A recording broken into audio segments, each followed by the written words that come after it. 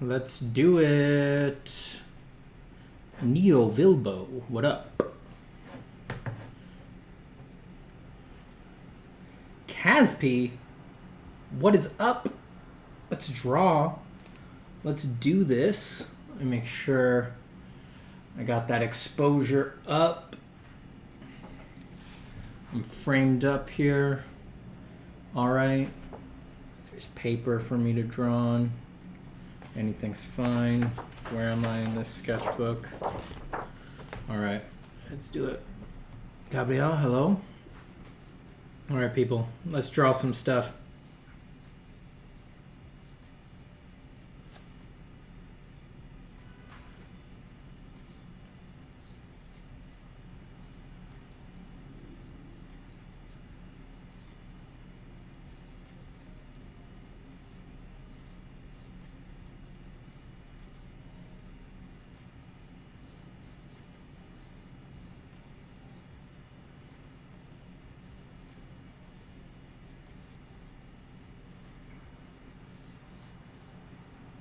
I'm just gonna sketch waste pages here.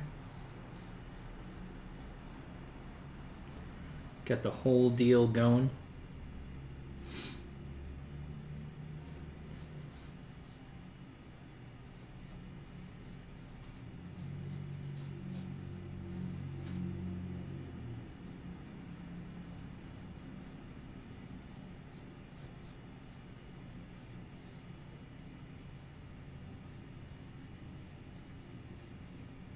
Camera, what are you, a professional streamer now? Very professional. Very, very professional.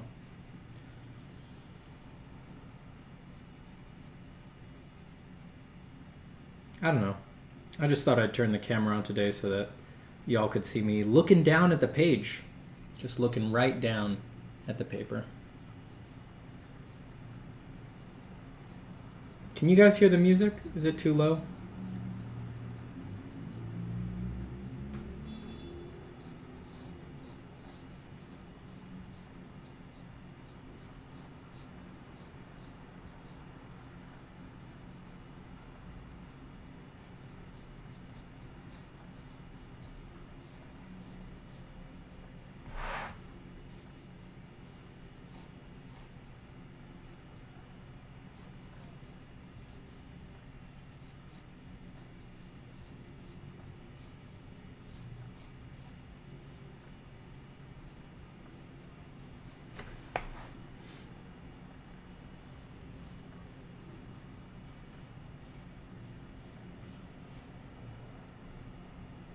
Can't hear any music. Let me just put it a little louder.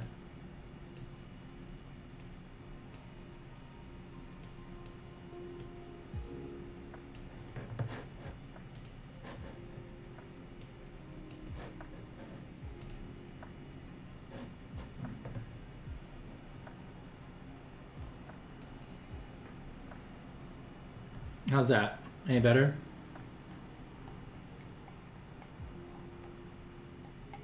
Yo, you beat the Capra Demon? Tight, tight, tight, tight, tight. Are you using a reference? Not right now. I probably will not in this session, but you never know. I reserve the right to use reference whenever I feel like.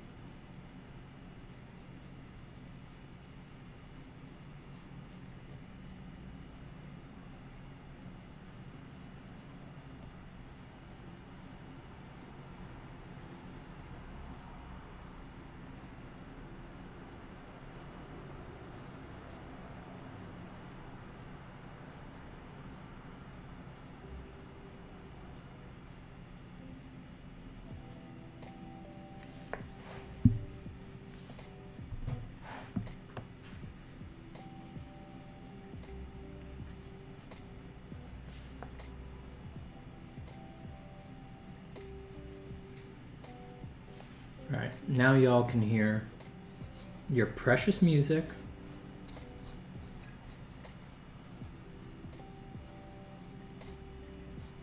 Now we can begin the delicate balance where you can all start wishing that I would shut up so that you could hear your beloved lo-fi.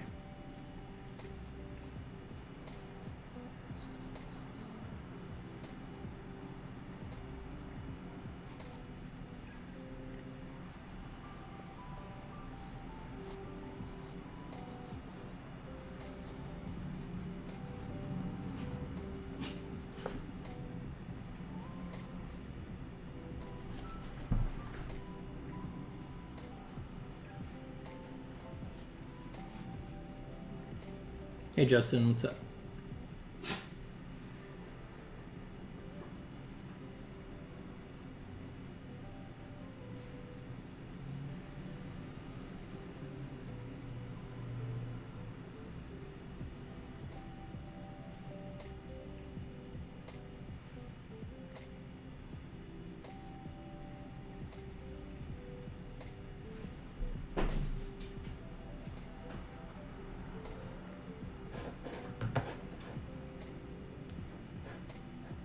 Yeah, big blessings to Lofi Girl.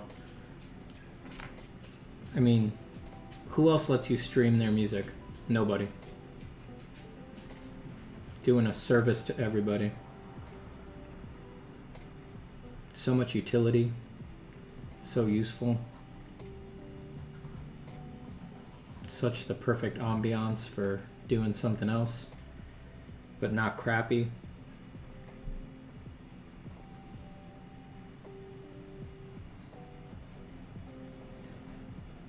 And free for you to use on your streams and YouTube videos. Unbelievable.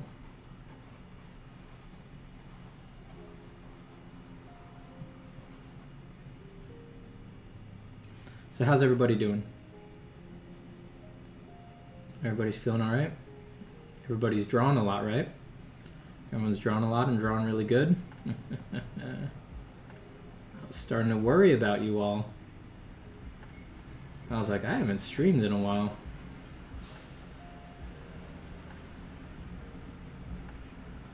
Maybe they stopped drawing because I stopped streaming. I should get in there.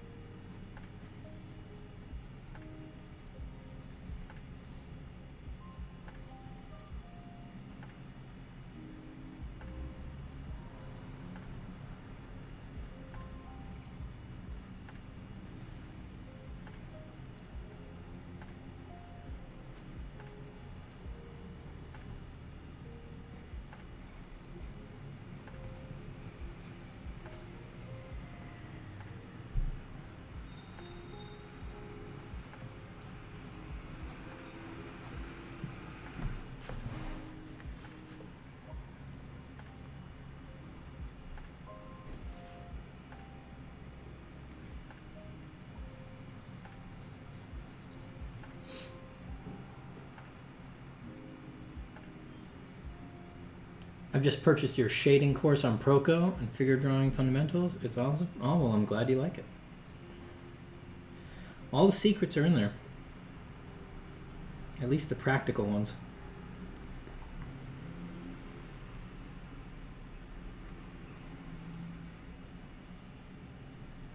Get to drawing.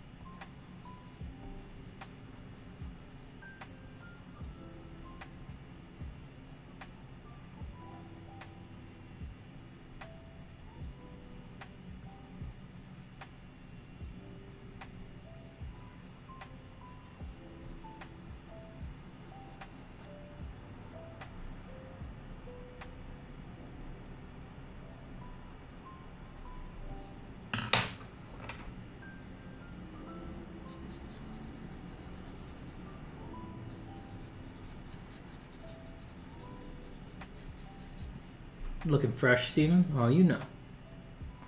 You know.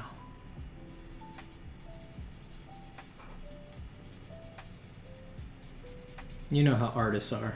We're all very well put together people.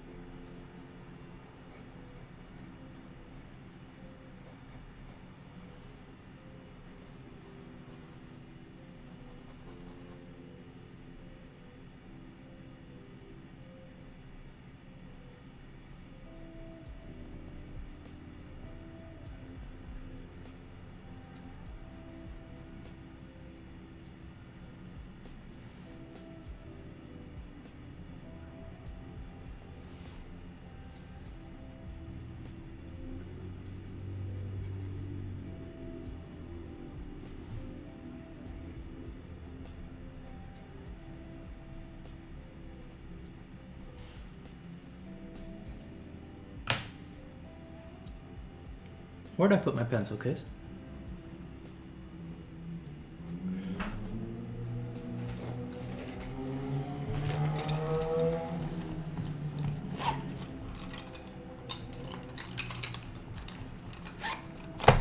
If you could ask an artist you like, dead or not, who and which question you would ask him or her.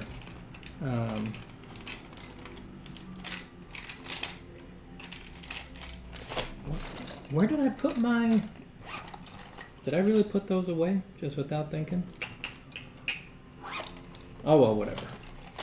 I would ask Bouguereau. I would ask Bouguereau where he got off being such a jerk and why he was so close-minded and dumb. And I'd harangue him about it endlessly. And when he was all like scared, like, oh, what is all this stuff? What are cell phones? What are computers? What has happened? What are the greatest discoveries in science? I'd be like, shut up. Shut up. Baby Bouguereau. Why are you so mean to Degas? You stuck up nobody. That's what I would do. I'm not really interested in asking any other artists any other questions. I honestly can't even think... I don't know who I would resurrect who could, like, teach me anything. Like, it'd be a waste of time. Like, what are they going to tell me? Like, oh, yeah, you know, do the values very carefully. Okay. Yeah, great. It'd be a waste of a resurrection, I think. I'd resurrect anything else. A mathematician, a scientist, an engineer before I resurrected an artist, for sure.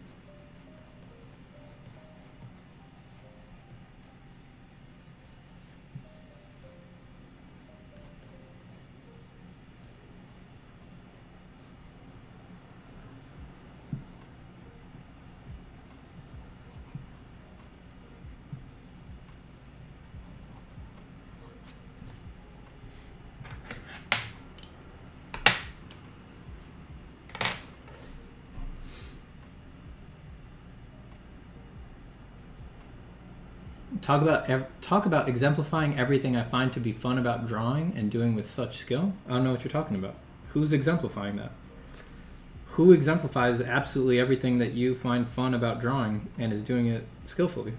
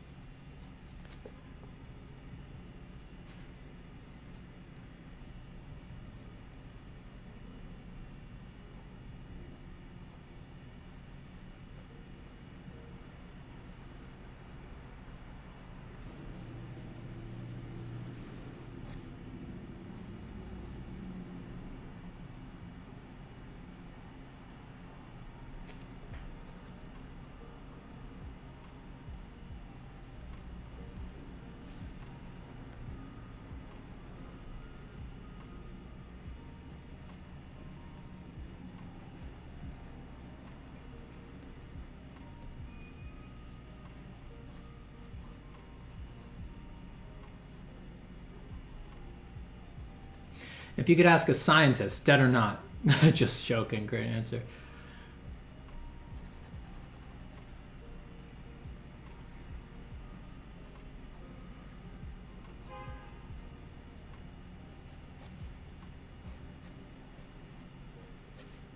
I'd resurrect I'd resurrect Newton, I think, and just like I would just resurrect Newton and then just like put like a summary of like popular science and math in front of him and then just not say anything and just see if he fixes everything. Because didn't he invent calculus when he was like 19? Imagine if you just gave him whatever, right? He could just fix everything possibly.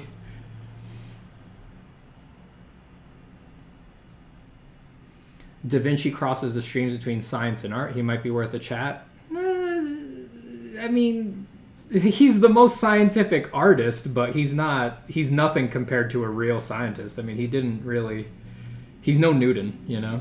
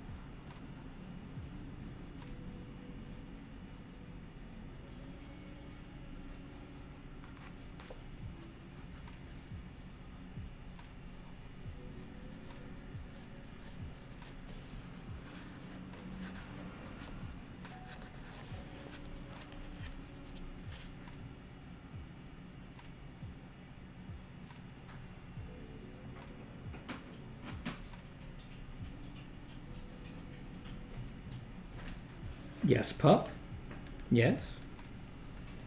Come here, Doggos. Come to us. Okay. Oh, say hello. Yes. Is this what you wanted? You wanted to be on camera? You want to draw with the paws? Just please do it for me. It's just like, I don't want to do this anymore. Can you just like draw all of it for me? That'd be really dope. What if I just like do the sketches and you finish them? Any interest? She's not a taker. I don't think she's taking me up on it. Go on, get. Ugh.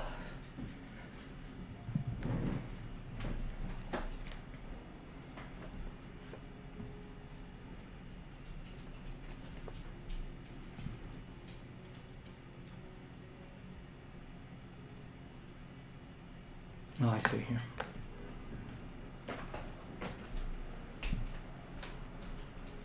Oh.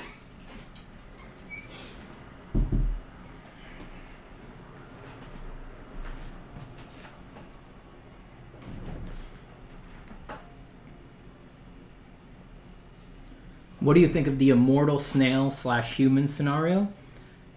Javier, I don't know what you're talking about, but my general position on anything immortal is that I'm not into it. And if it's an immortal snail, I'm especially not into it. The way I see it, anything that is truly immortal or infinite would destroy the universe, right? An actual infinity would mean that there was no room in the universe for anything else, right? If there was an infinity of doggos, what could not be doggos? Because anything that is not a doggo would then be a limit case for the doggo set, and then that would mean that it's not infinite, right? So anything infinite or immortal, snails, humans, whatever. Again, I have no idea what you're talking about, but I'm just going off of the basic idea. As far as I'm concerned, that's Satan the devil, and that is the end of the universe. So big thumbs down from me. Big thumbs down.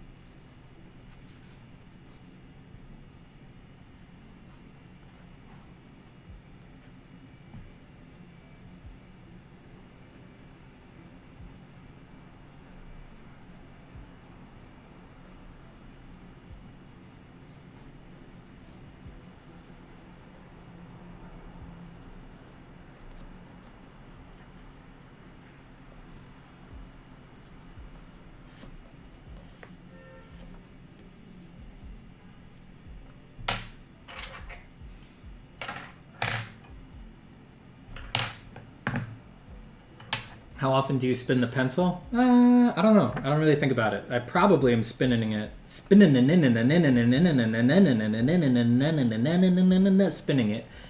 constantly, and I'm just not aware of it. I don't really think about it. I do sharpen it often. In fact, while I'm talking about it, brace yourself.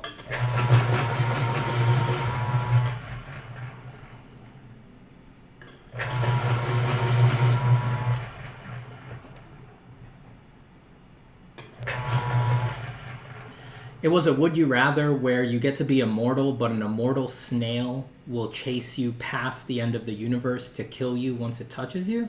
No, I don't have any interest in something like that. I actually don't find death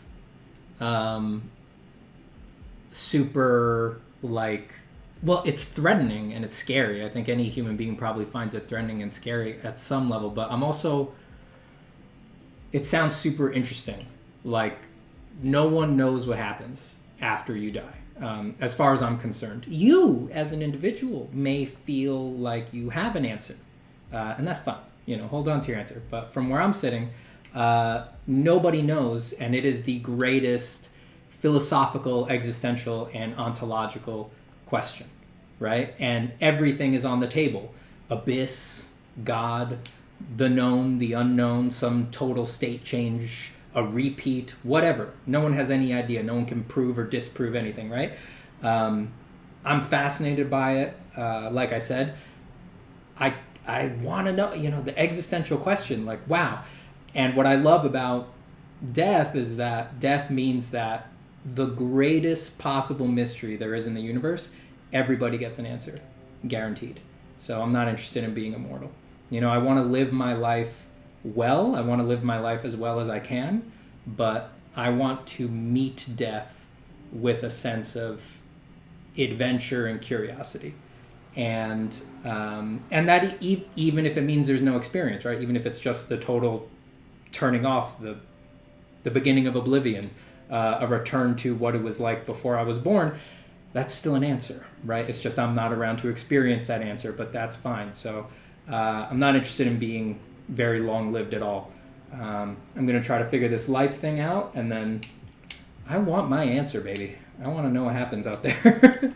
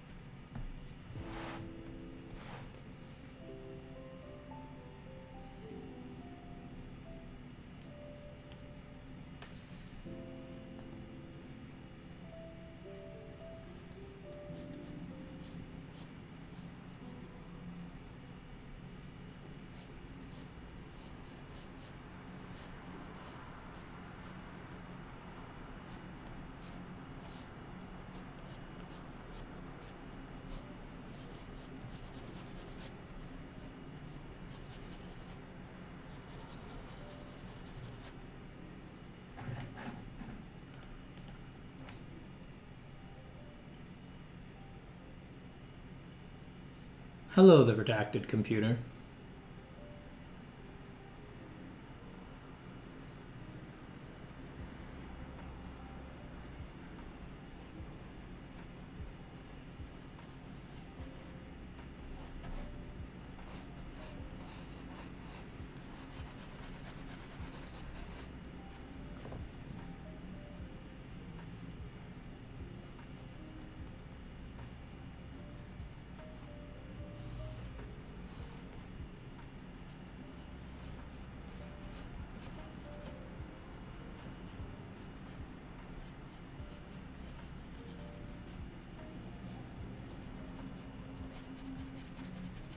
Don't ask me why I'm bothering to struggle to draw on the gutter right now, but whatever. I'll draw on the gutter, I don't care.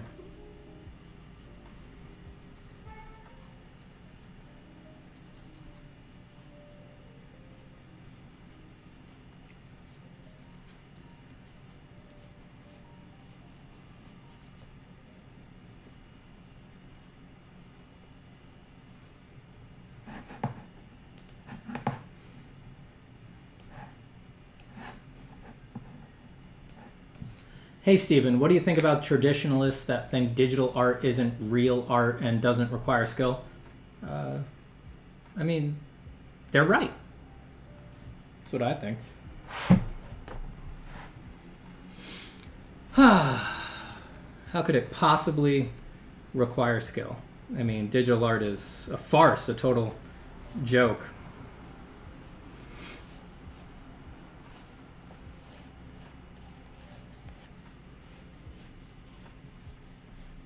I mean, if you only lifted weights in video games, would you go around saying that you were fit?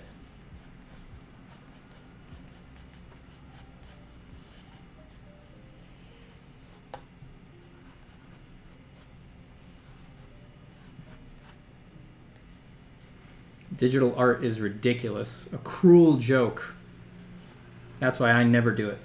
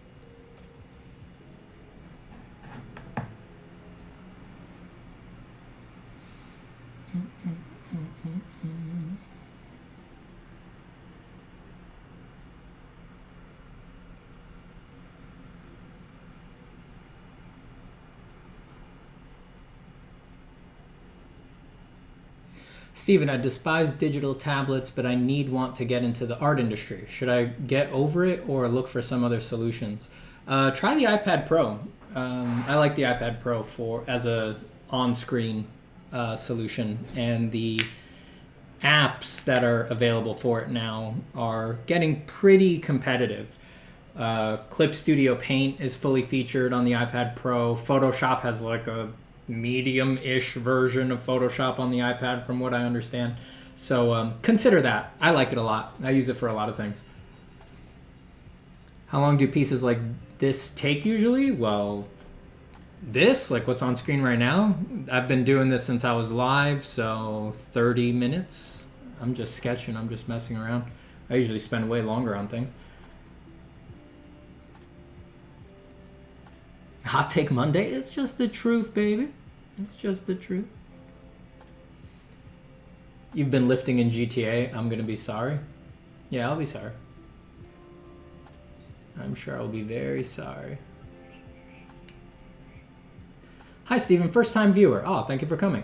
Finally caught your stream. I've got a bit of a question. There seems to be this rule in art that your darkest lights are still brighter than your brightest darks. Your darkest lights are still brighter than your... yeah. But there are numerous paintings in which their darkest midtones are darker than their brightest reflected light. Yes. There's no rules in art. If you're just generally asking me, how could it be that this rule was violated? That's because, yeah, nothing in art is real. There's no rules. There's no structure. There's certainly no theories that hold up robustly over and over again across all sorts of different pictures or anything like that. That's why art has remained interesting. That's why people still make art. That's why art is not easy to learn. That's why when you go into it, no one has clear answers. That's why no one can guarantee quality. Nothing in art is a sure thing. So any rule, guide, and God help you if you bump into anyone who thinks they're espousing laws of art or something like that. None of that stuff is rigid. All of it can be violated, and all of it can be violated beautifully. All of it can have itself undermined in a way that is effective, wonderful, and makes great pictures. So don't worry about rules. You know, you find things that work for you in particular situations, and you just put your faith in that. You know, that's really the best you can do. There's nothing that's going to hold up over and over and over again. What is better to learn first, contour or silhouette? They're very similar. I mean, I'm not sure that we're drawing the same line between them that I am. We might have a different definition of terms there, but for me, I think of contour as focused on line, and I think of silhouette as focused on shape. So I would say silhouette. Understanding the theory and design of silhouettes is probably more important than contour. Because contour is just tracking the accidental edges of an object meeting the background in respect to the angle of the eye of the viewer. It's like, who cares, you know? Steven, how are you so patient? How can you sit for so many hours on one painting? You said once you were a sketcher as well, and it was incredibly hard for you to break that habit. So how? How am I so patient? Well, it's a few things. One is that I got really fed up with not finishing things and not doing my best on things. At a certain point, that just starts to crush your spirit and make you really angry and make you really upset. So that helped me summon a certain amount of willpower to sit down and see things through further than I was inclined to. So that was the first big part, just life hitting me over the head with how many days do you think you have? How many hours do you think you have to waste? Look how quickly every year goes by, and each one goes by quicker than the last one. So are you really just going to continue to be so inclined to just dump out on things in the middle of them? Or are you going to really sit down and just make a thing? I think that comes easier to people as time goes on, as you just spend more time making art, more time drawing, and you get older and you get slapped in the face more. Life raises the stakes for you. So I think that was a big part of it for me. I'm definitely more inclined to be patient because of that.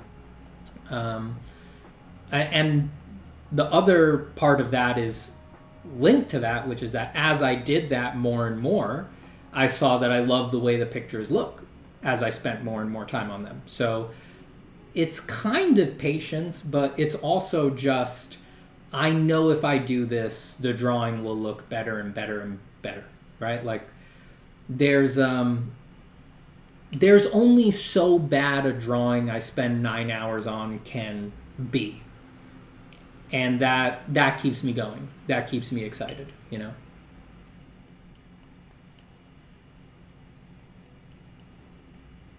A lot of questions coming in. Sorry if I'm not drawing a lot. Hi, Steven. How do you think sharing art impacts the process of making it? Negative, for the most part. Negatively.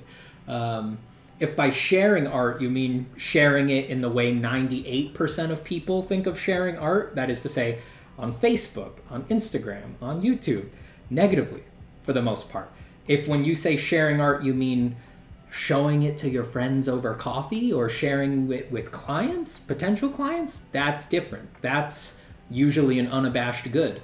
But the typical way that we think of sharing art is not great most of the time. Not great most of the time. You can eventually reach a point where you cross a threshold and your art is exciting people, adding value for people, people become fans, things like that. But until you cross the line into that area, it mostly just makes you neurotic. It's mostly very unhealthy. And of course it is, because this is a brand new thing that we've never, ever done before. So what are the odds it's good, you know?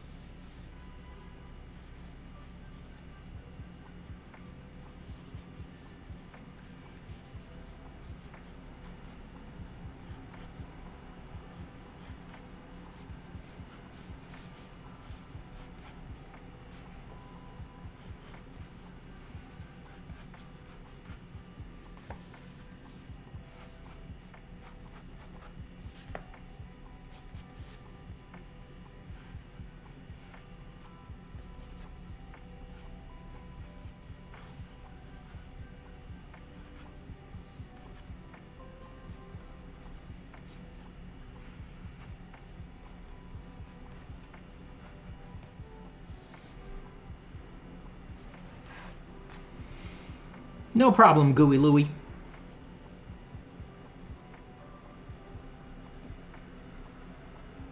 Glad to provide some value in this mysterious, strange world.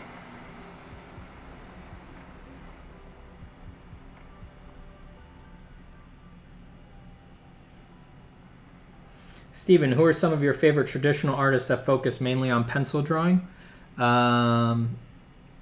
Well, two big ones for me are people who don't focus on pencil drawing anymore. But back when they did, Wes Burt and Marko Djurdjevic were really big influences on me to sort of master the power of graphite. Their pencil drawings, which, like I said, they don't really... I mean, they might still be doing them, but they don't really share them anymore, at least. Were very influential for me for what I was looking for and seeking. Definitely Carlos Huante, he does still do traditional drawing. Frank Frazetta, for sure, just always obsessed with trying to replicate some of the energy and vigor that I saw in his, not just his pencil drawings, but his ink drawings as well. Very, very inspired by Frazetta's ink drawings. Who else? Dave Finch. Oh boy, the list is long, man. Sargent's charcoals.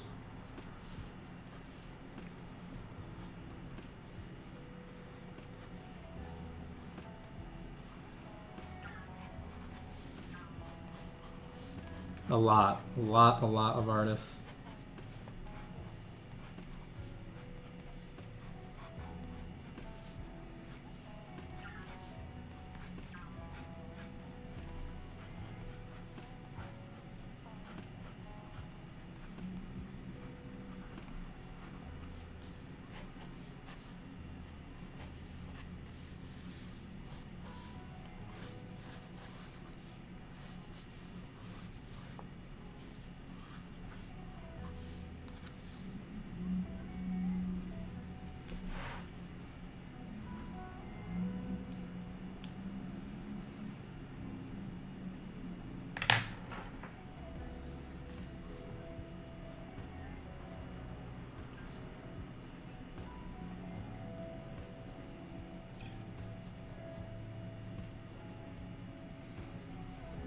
Steven, have you read Berserk? Some of it.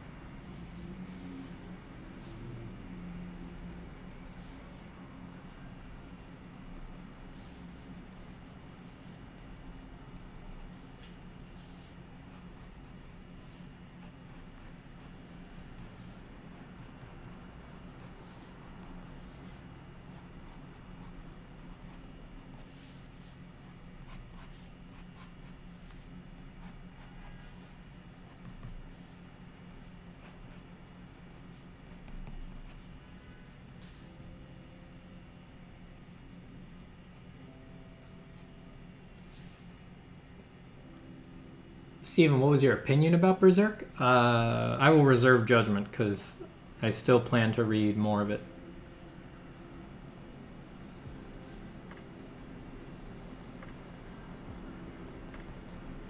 If you're asking me if I think the art's great, the art is obviously great.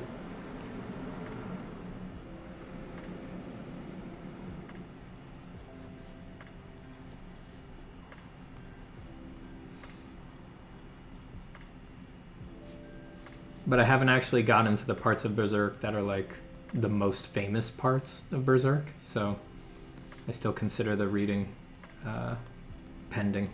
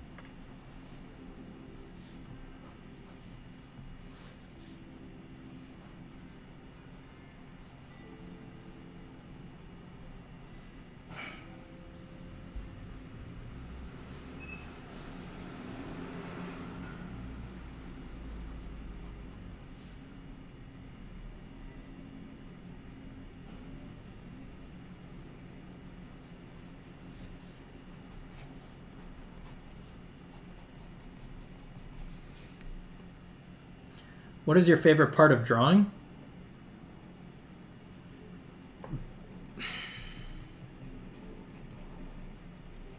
What is my favorite part of drawing? You know, if you ask me on different days, I'll give you a different answer. I think if I'm perfectly honest and like brutally honest,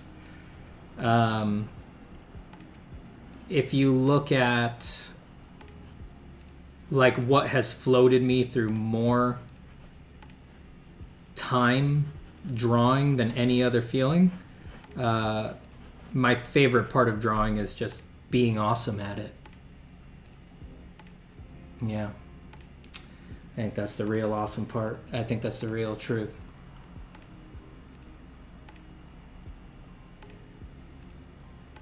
I'm trying to find some reason why that totally cringe answer would not be the truth. I mean, there's a lot of days where just the peaceful time alone and the happiness and all of that, that's enough. But yeah, if you take it by volume, being awesome at drawing definitely keeps me coming back more than anything else. Just like, feels so good to draw the way I do. It's addictive. If you think it looks good, I wish you could feel the way it feels. It's intense.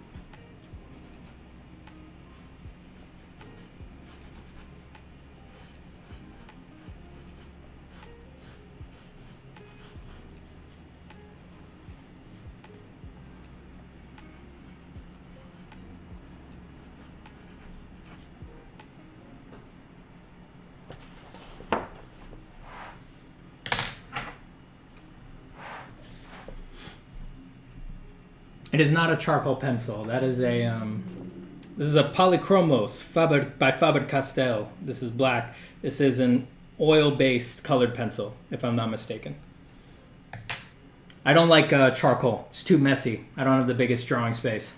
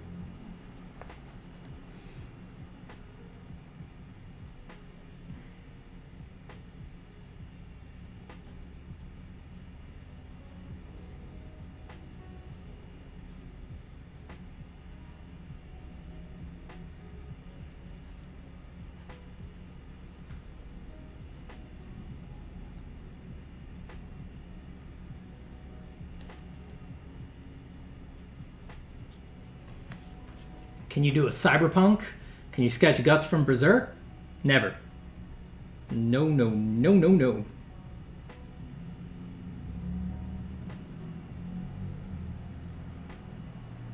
Never, ever, ever, ever. Never. Never. Not once. Not even for a second. I won't even entertain the idea. A big no for all of eternity.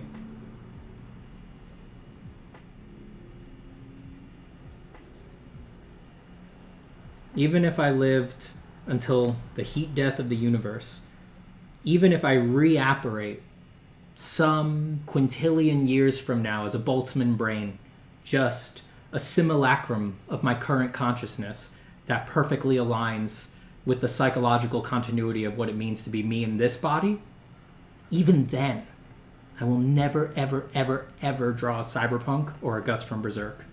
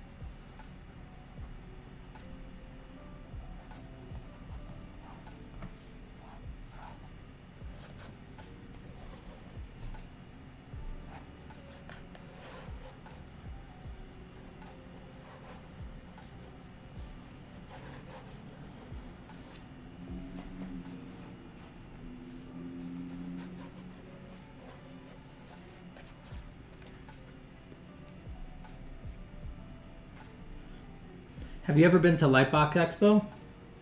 No. No, I haven't. I tabled virtually at the last one, but I'm going to try to go to the next in-person one. That's the plan.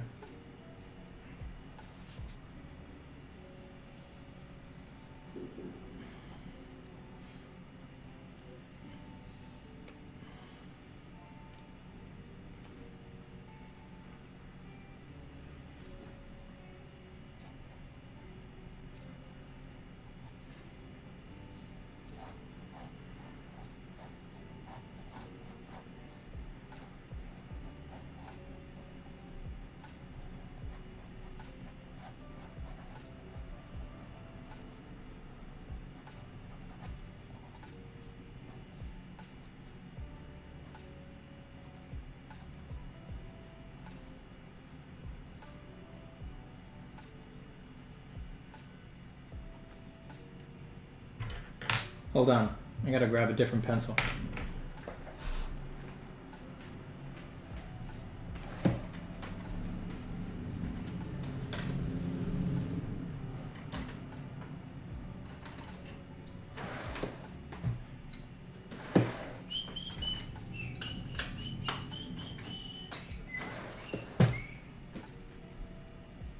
Mars Black Lumigraphs. The discerning chef's choice. If you don't mind me asking, is your wife fond of your artwork? Did you hear her laughing out there?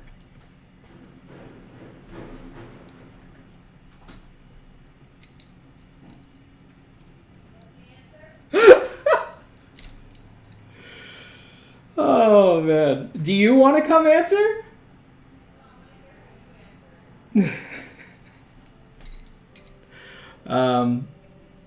Yeah, I don't know.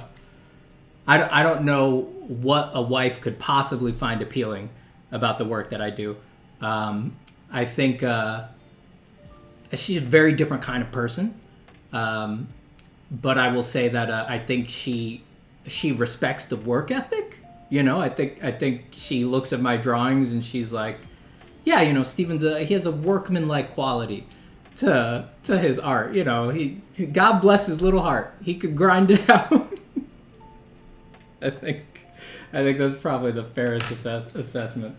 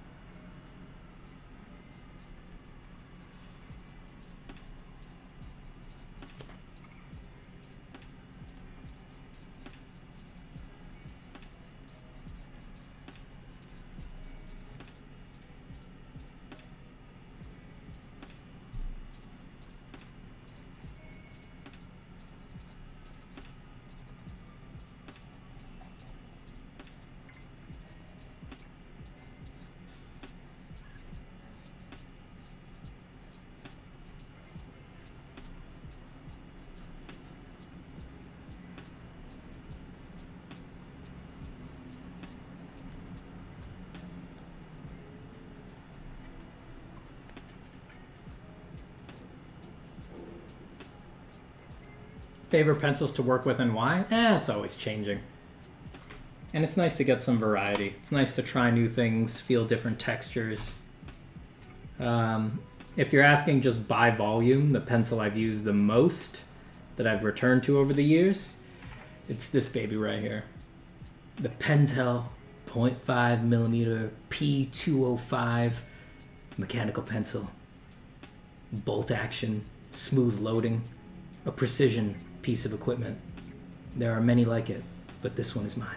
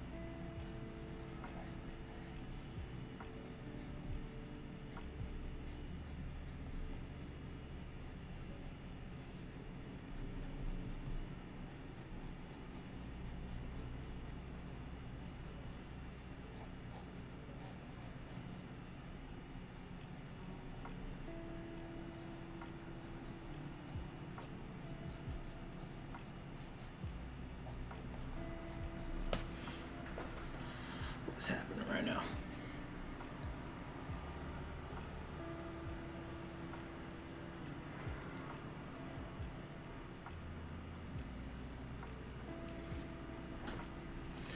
Hi, Steven. Is it possible to learn how to draw people only by drawing them in real life and skip all academic BS? You betcha, God of Art, but you already knew that, didn't you, God of Art, because you're the God of Art? I see what you're getting at. You can't fool me. Your silly Zen games. You wanted to see if I knew the right answer. But you know that I'm your loyal slave. You know that I'm your favorite little soldier. I'm always out here spreading the gospel. I work for drawing.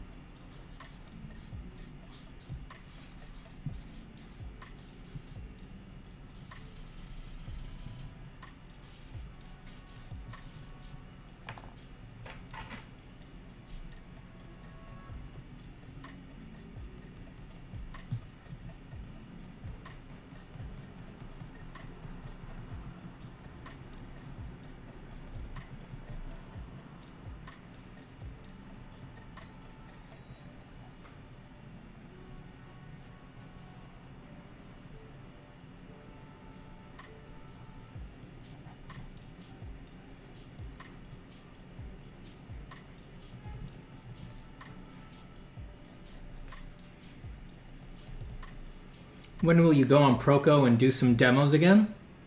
I don't know.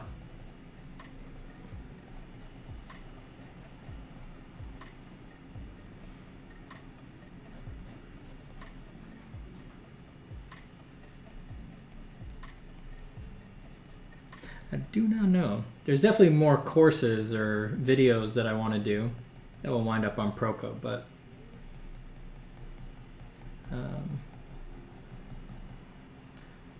one-off demos, I'm not sure about. I might hop on some Proco streams for 12 days of Proco around the holidays. We'll see about that.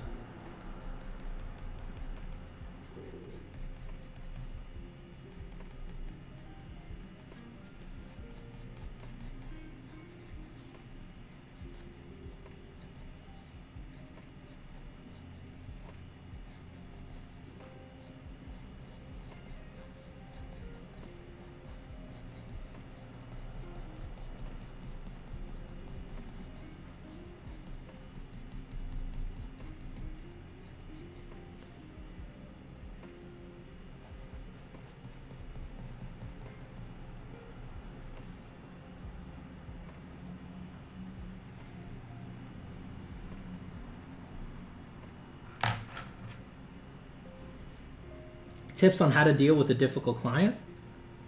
Look, man, don't take no crap from nobody. Teach them a lesson. It's a bad time for artists in our current culture. Nobody's helping us, and we don't know how to help ourselves. Take a stand for everyone. Explain to your client exactly how this situation really works. They can't make anything, and they're lucky that our current culture rewards people who just already have money. But someday, things might change, and people who can't produce goddamn anything might need some help from people like us. So why don't you shut up and let me do my job?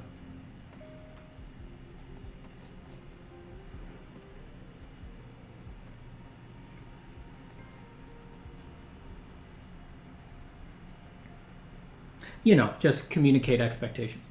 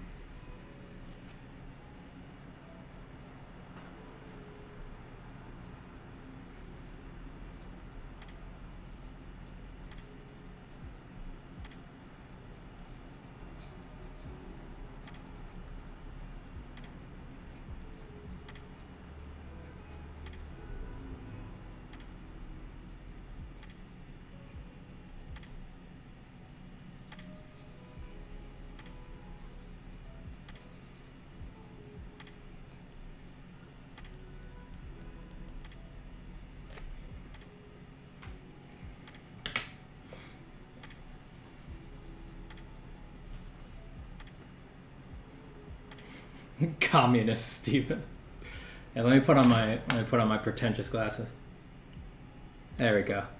Now I really look like I'm ready to start that kind of a fight.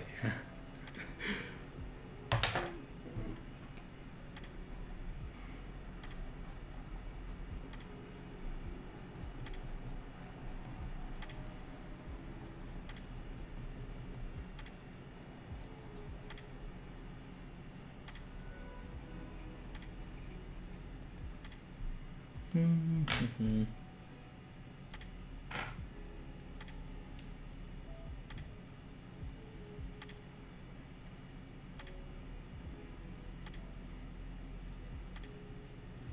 As someone that is experimenting with seven different mediums at the moment, I find that different papers give different results. Graphite being something I will always go back to. Do you think the paper for that is important, and does quality play a role as well? What is your recommendation? The paper definitely plays a big role, but it's not always in the way that you think it's going to be. A lot of effects are better done on cheap paper, in my experience, actually. I think the biggest universal difference is that expensive papers let you erase a lot more, and that's very useful. I think that's true across the board. All cheap papers tear and pill very quickly, and most expensive papers will take a lot more abuse, even if they're thin. I think that's their big benefit.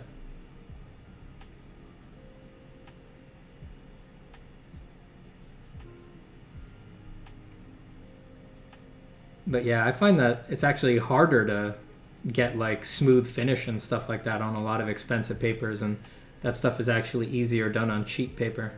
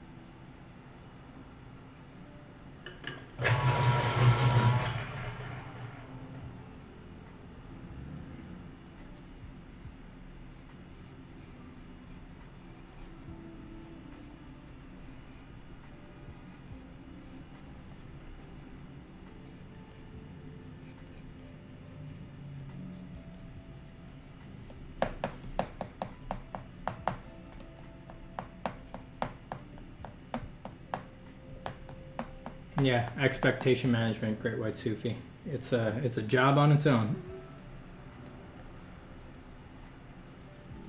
Communication, honesty.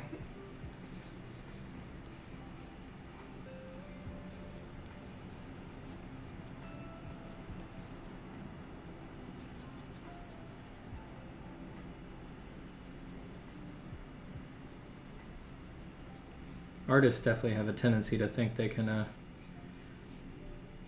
do things much quicker than they actually can.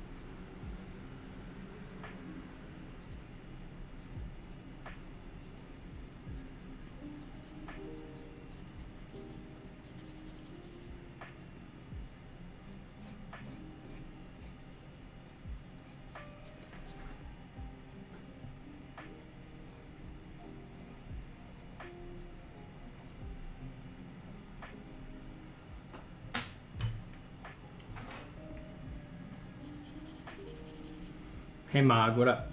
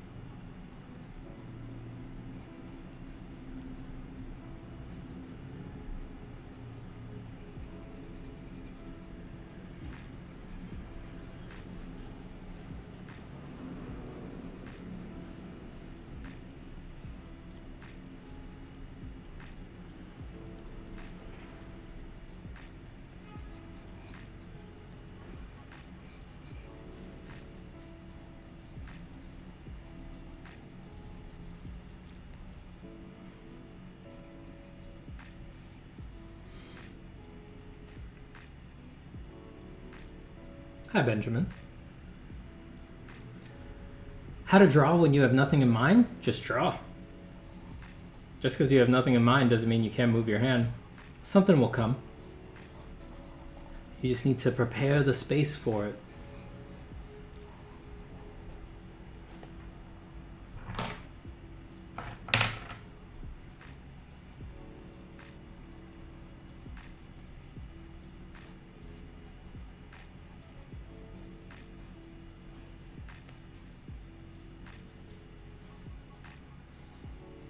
It's like at the very least you have the desire to draw in mind.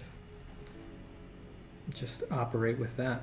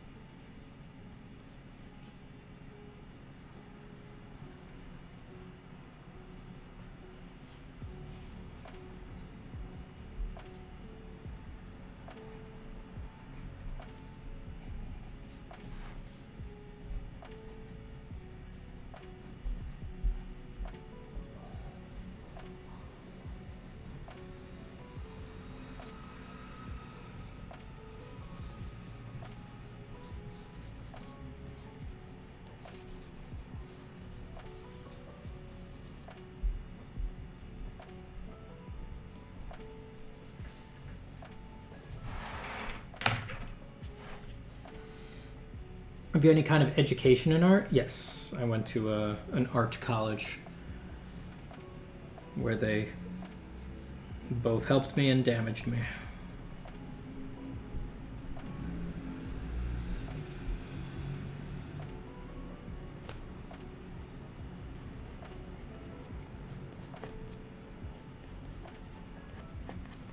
Well, I should be more clear. Mostly I damaged myself, worked myself way too hard.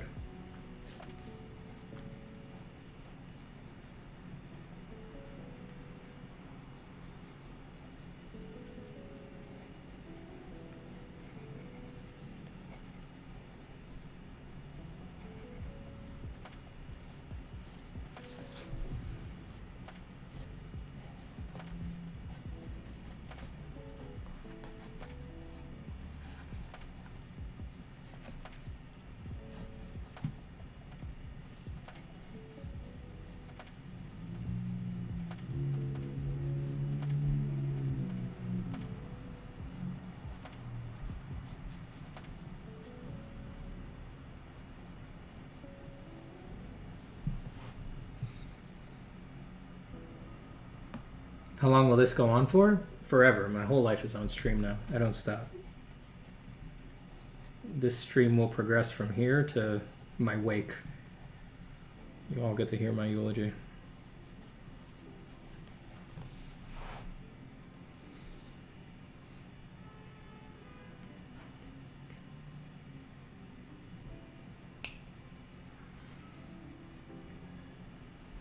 Yeah, just draw whatever, Amson. Just don't let anything stop you from drawing. Is this the real Grinch? It is the real Grinch. I just love drawing the Grinch, dude.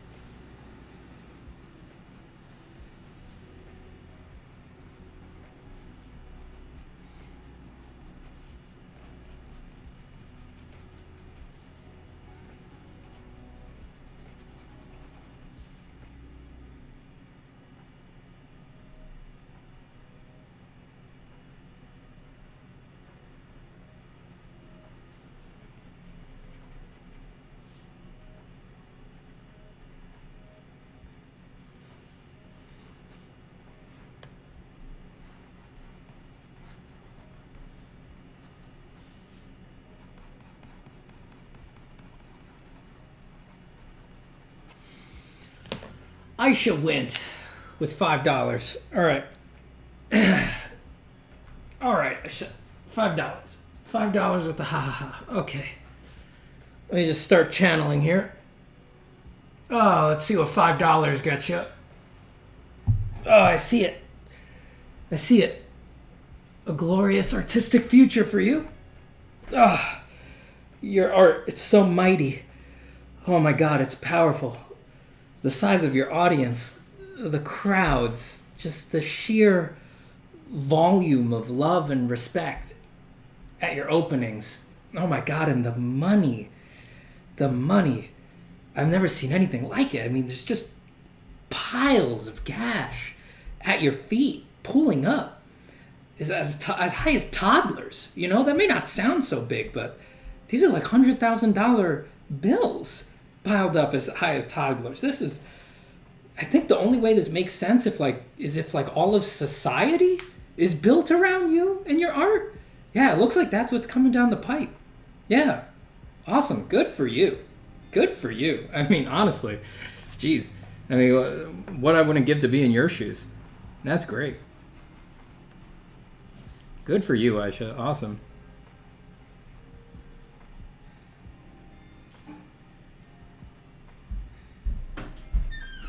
That is tight. How you doing? What's up, love? Being mean to people. Say what? Are you bullying people? No. I was telling her her future. My wife just came in here and she's like, "Are you bullying people again?"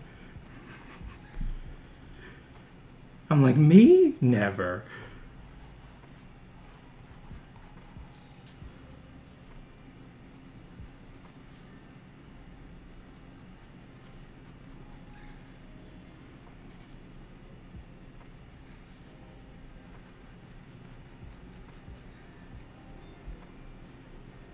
My wife doesn't like when I'm honest with people. She's like, "No, just keep telling them what they want to hear."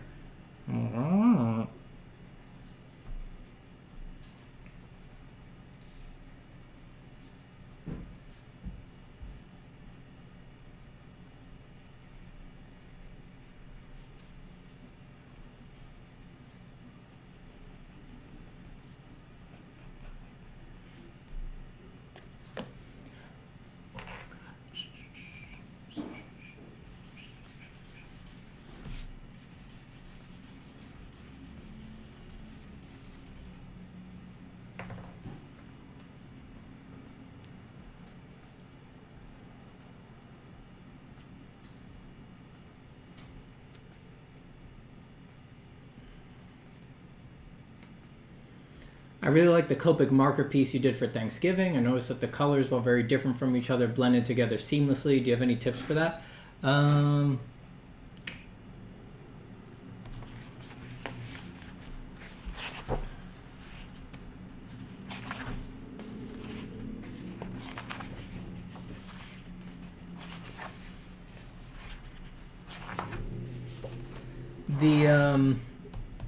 I need to look at it to try to remember what the heck I did. I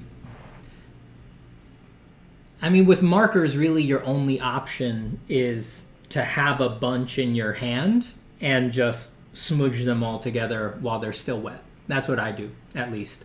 It's like there's a technique that can give you pretty clean gradients with it called flooding, where you flood the paper with ink, like you stay in one area for a long time and let some of the ink pool on the surface of the paper. And then you bring in other markers and you sort of drag out of that little tide of ink. You need a really heavy duty paper to do that. I didn't do that for this. I instead slapped the markers down pretty quick and just scrubbed them into each other. And yeah, I've usually got like 3 or 4 in my offhand so that I can very quickly, while they're still wet, run them together.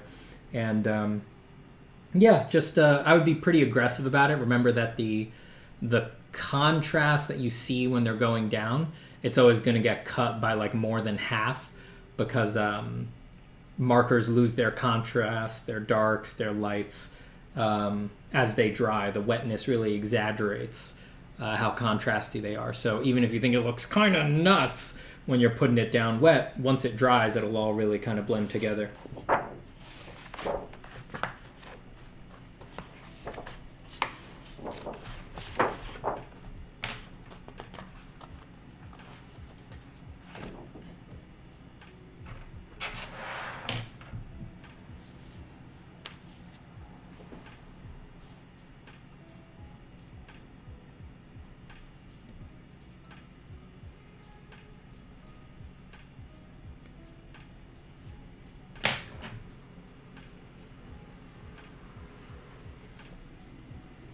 I notice you draw a lot of organic forms and subjects rather than mechanical ones. What's the story behind that? There's no story behind that. Just preference. I just don't have a preference for mechanical things.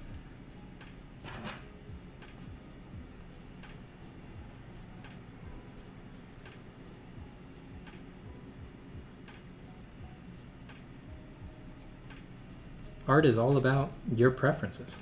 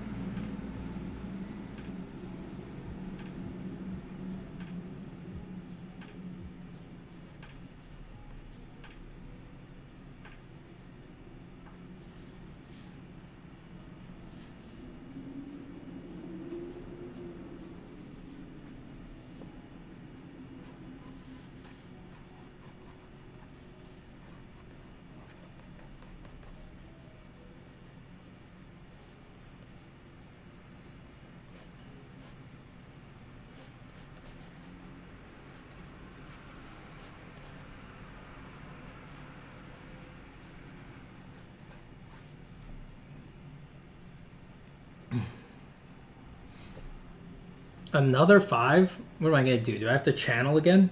Oh, God. All right. Steven, I work as a nurse. Stop. I only draw for fun. Stop it. No, that's not going to... That's really not going to... Yeah. The cosmic waves that I'm picking up right now, it's not going to last for long. Yeah, the nurse thing is going to stop. Maybe, I guess, if all of culture gets reconstructed around you, you could probably be the most important artist that ever lived and be a nurse at the same time. But that's just totally up to you. And I'm never wrong about this stuff. I mean, these premonitions that come in are, they're always spot on. Always spot on. So, yeah, you know, I mean, pretty soon you'll be calling the shots. You'll be telling us all what to do. Yeah, really, really auspicious, all things told. Don't you feel lucky that you gave me $10? This is great. And honestly, it's like pretty freeing for all of us to just like know who the biggest artist in history is going to be, so we can all stop wondering. Pretty good, all things told.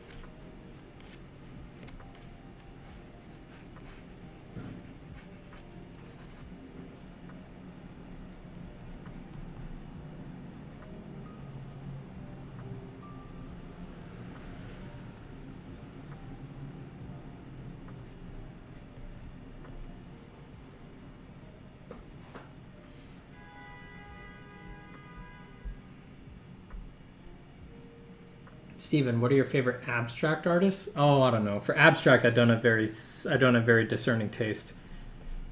My favorite abstract artists are very basic, same as a lot of other people. Just like Modrian, Rothko, stuff like that. I really like Georgia O'Keeffe, but I don't know if you'd count her as an abstract. Yeah, I have pretty basic taste for that stuff.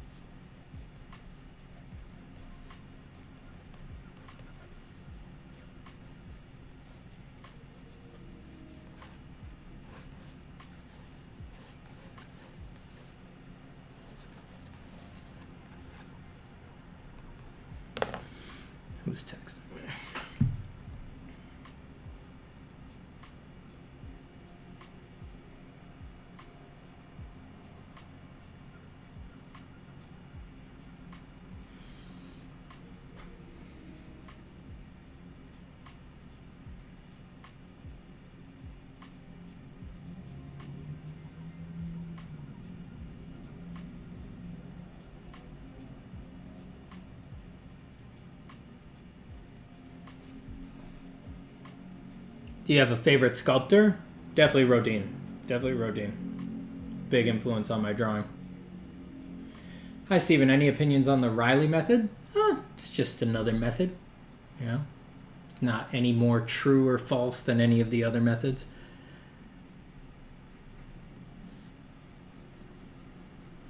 They are all meant to be left behind at some point.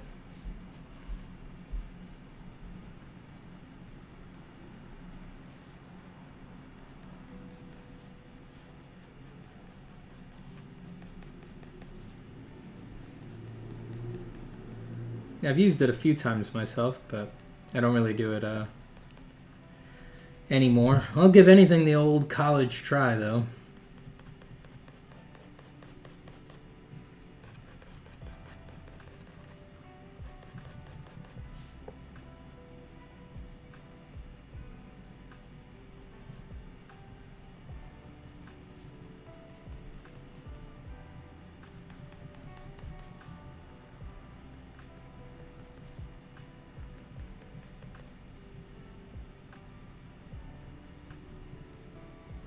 Any plans for some holiday themed drawing, Steven? No plans, but it's always possible. Sometimes I can't resist drawing a creepy Santa Claus.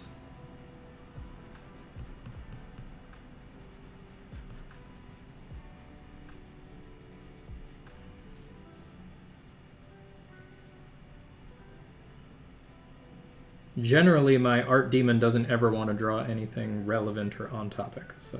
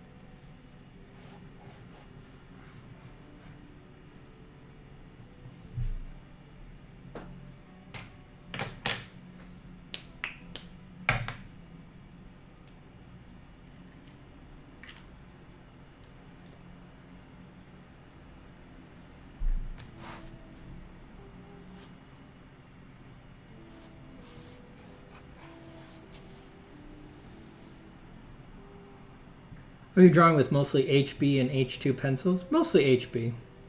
That's what I do most of my drawing with.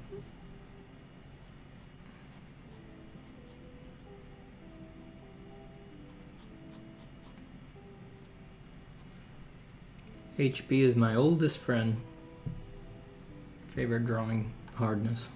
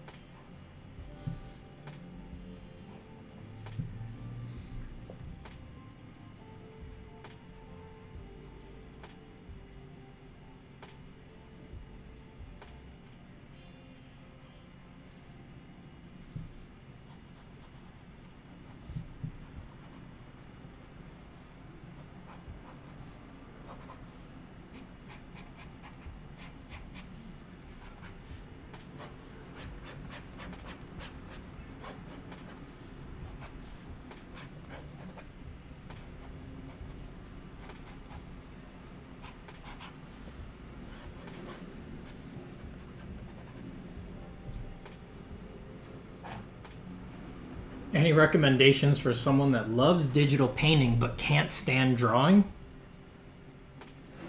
You're asking the wrong guy. You are asking the wrong guy. You're asking someone who loves drawing, and painting is just a concession made to color drawing. I don't know. Try photo bashing. If you really don't like creating the illusion of stuff or anything like that, maybe you shouldn't. Maybe you should just become very good at photo editing and maybe using 3D and stuff like that. And who cares if it looks like a painting or something like that? Just create the thing, you know?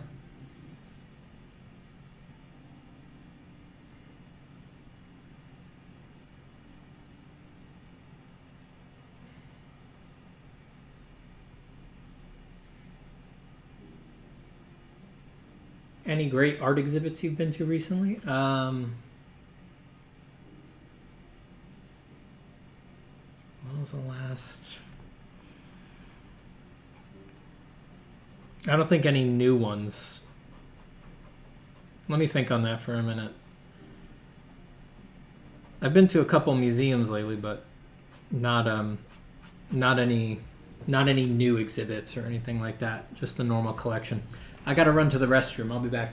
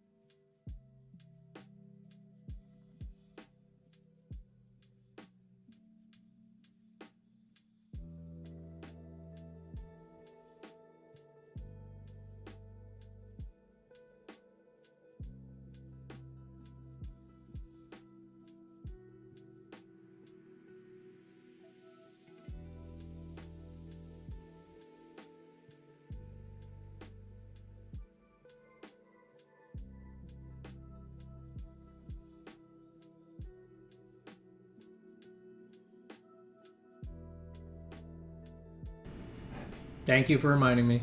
I was just saying to someone who said, is my Moleskine white? It is not. It's just the color balance on my camera. I do not have a super secret white Moleskine that no one else can get.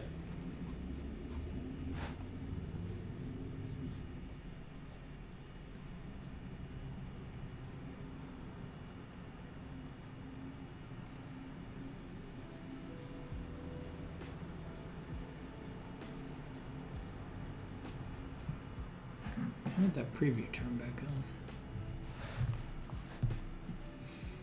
Still muted?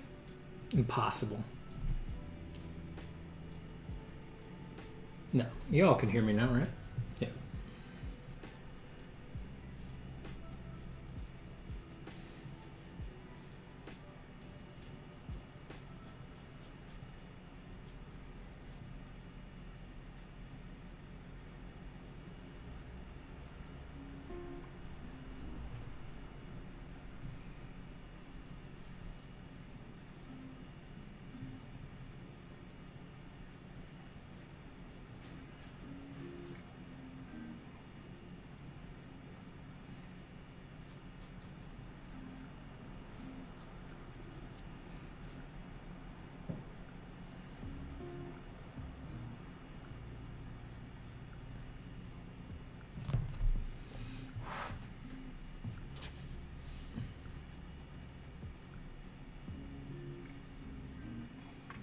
Someone asked, do you speak Spanish? Sí, hablo español, pero no tan bien.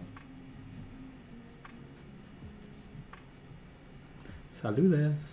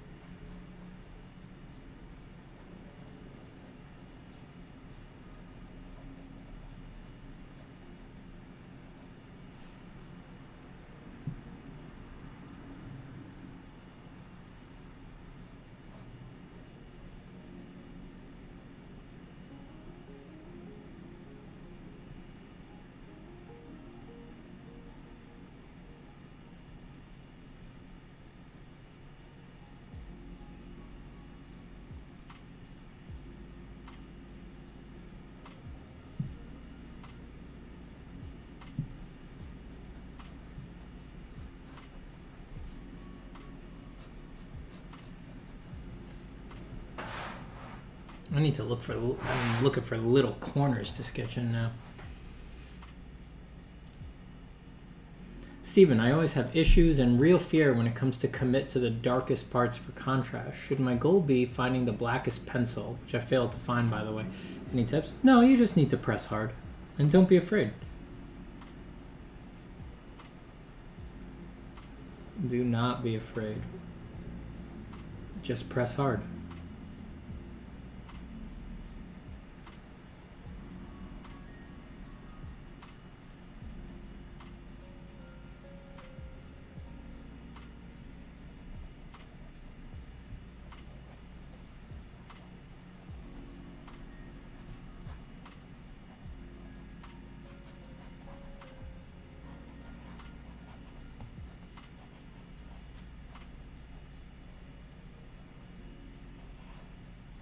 There is no like magic dark pencil anyway.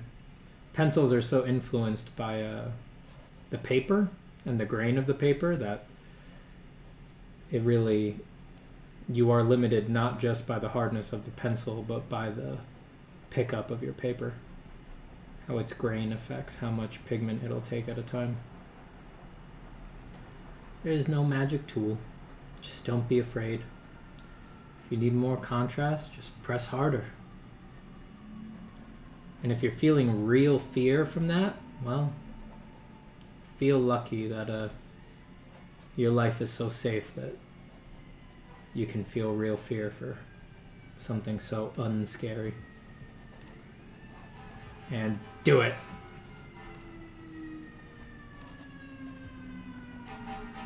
Press as hard as you can, by the way, when you're scribing those lines. Like, really, like you're trying to murder the paper.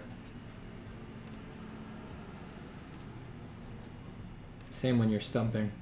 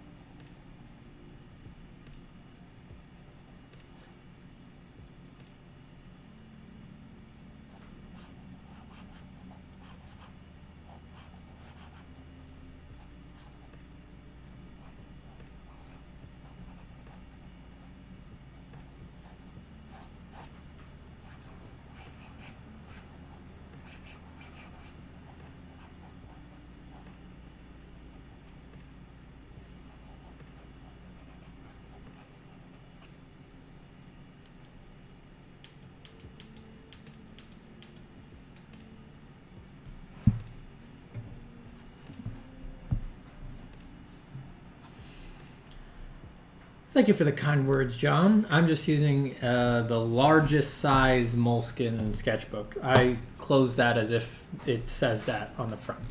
It doesn't. It's just the largest size Moleskine sketchbook. I think it's A3 in the standard sizes. Someone who actually comes from a country that uses those measurements can correct me.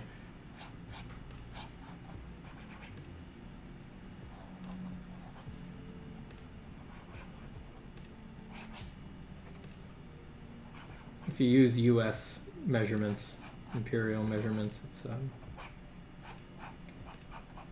this sketchbook is about 11 by 17, or it's like, yeah, it's like 10, it might be like 12 by 16, something like that.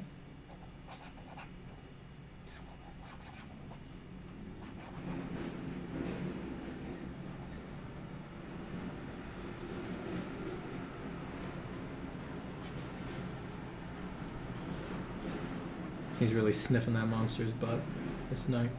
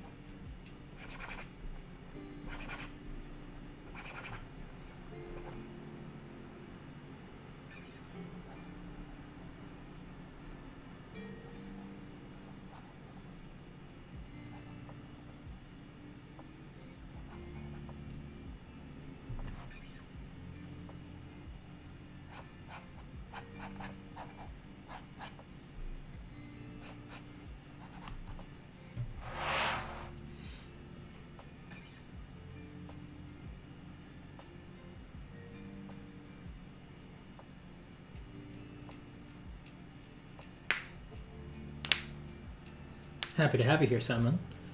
Is that a Pilot fountain pen? It is. It says the Pilot Lucina Fine Point. Average says, Steven, do you think it's okay to kiss your dog? I mean, it's not about it being okay. You have to kiss them. They get depressed if you don't kiss them. It's not about it being okay. Just kiss them. Dogs get super depressed if you don't kiss them. On the lips. None of that cheek stuff. Kiss them right on their little, right on the snoot.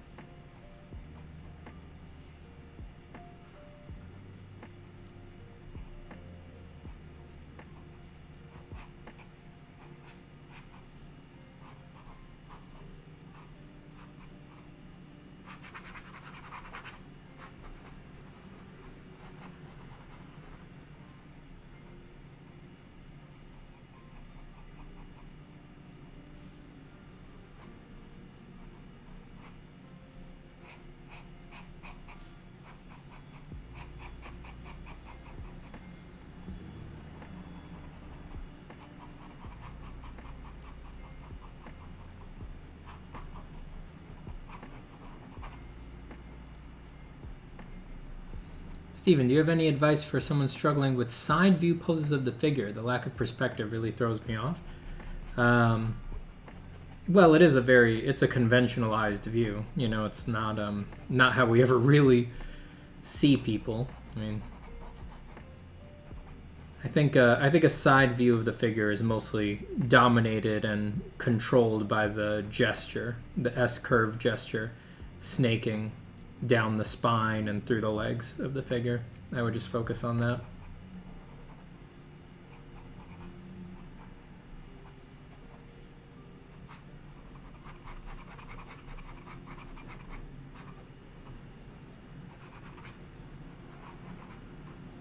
A true side view is, very false, it's just, you never see that. There's always some perspective going on the figure. At least when, in reality,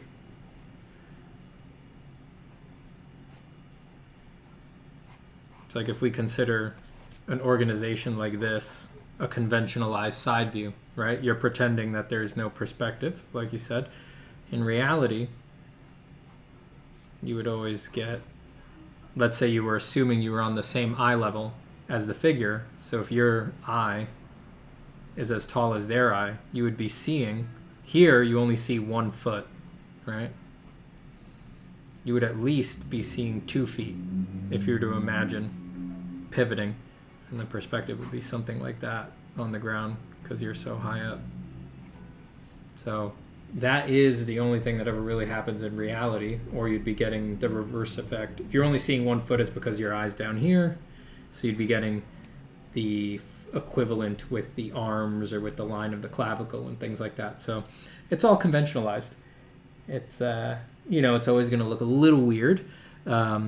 Cheat it if you can. Try to find some reason to twist it or to get a little bit of perspective in there. And if you really can't, it's just about these flows. Just neck this way, thoracic portion of the spine that way, lumbar portion, and then a flow this way down the quads, and then a flow this way down the back of the calf. Conventionally speaking.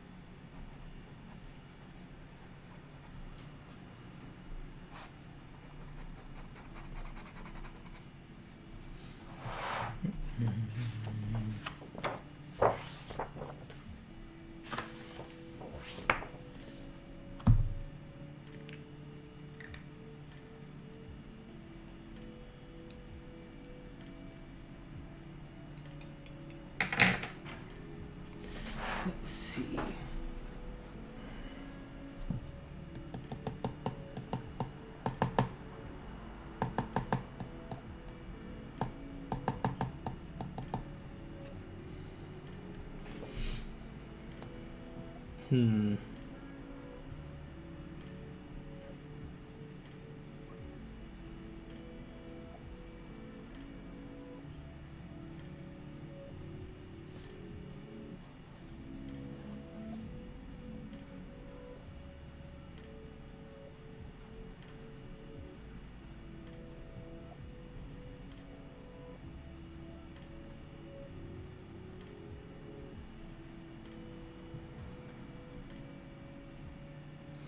I was reading you were using the Strathmore 400 series Bristol Paper Smooth, the 2-ply smooth, the vellum, or the plate pad. Would you mind showing us the cover, please? It's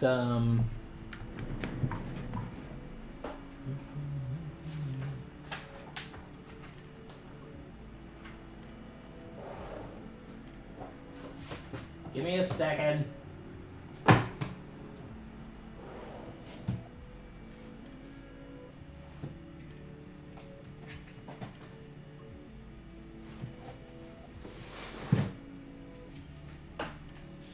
This is the one I usually use.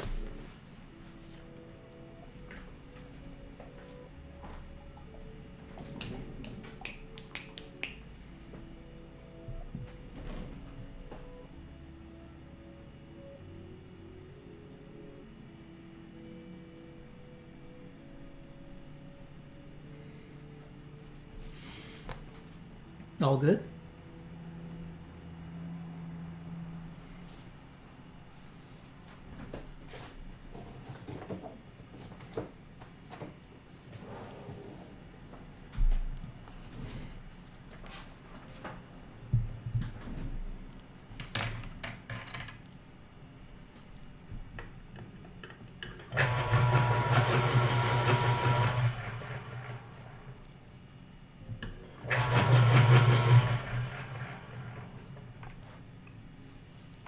Steven, do you believe in goblins? With a passion.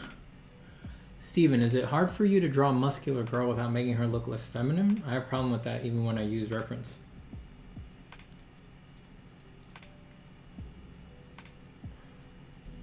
I'm trying to think of if I ever really do that, and I don't think I do.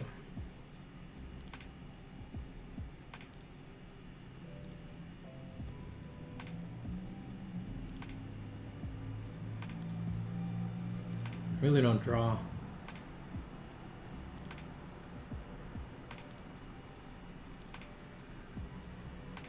Yeah, I don't think I've ever tried to draw that.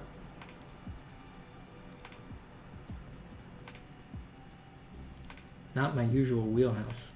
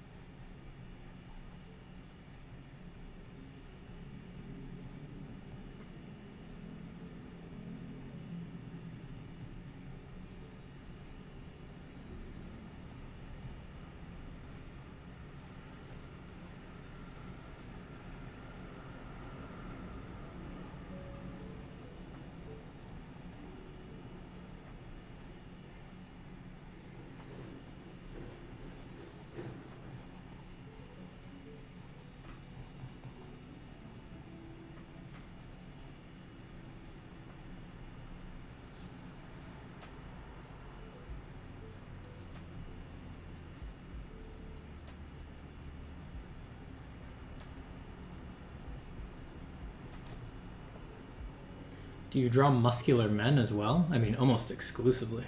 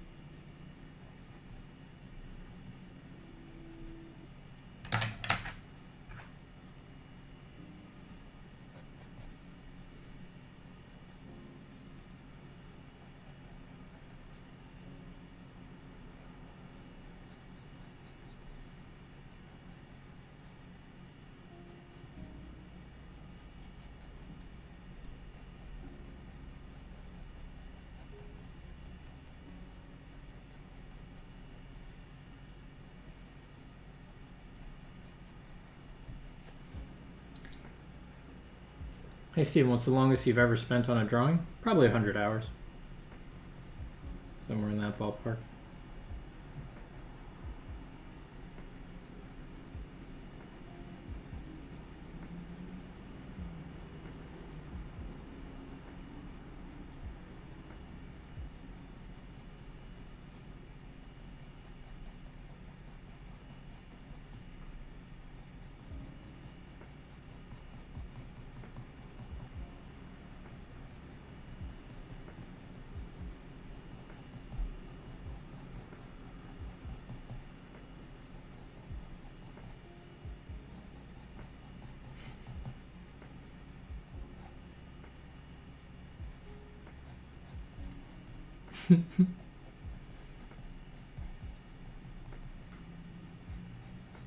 Yeah, I know, it's shocking. I'm really well known for my anime girls.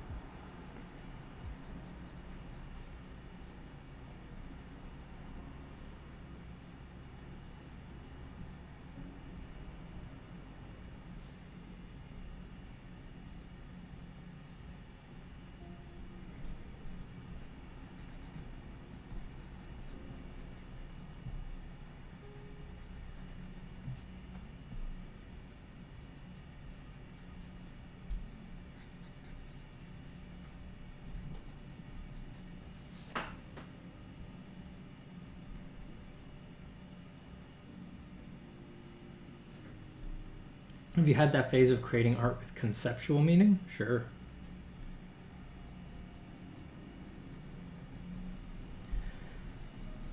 I still do. Not all the time, but...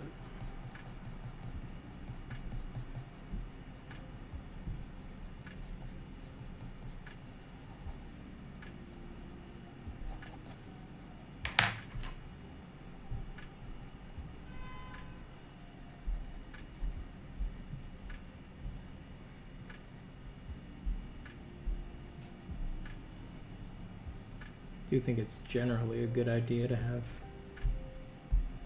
something that you're trying to do with your art, that you're trying to communicate. Be as specific as possible.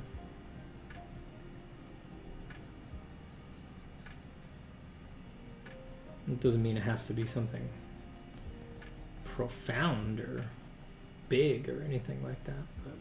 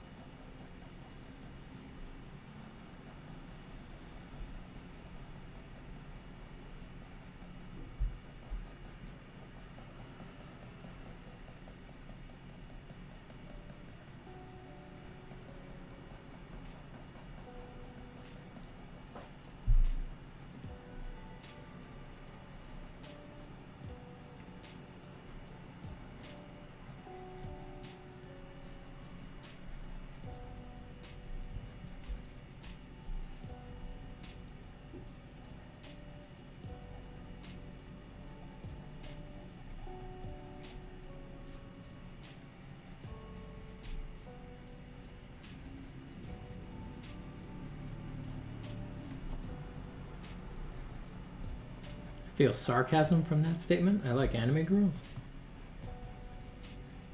You're allowed to like anime girls. Look, I'm in no position to judge. I like trolls. I just like drawing trolls and giants. Monsters, demons.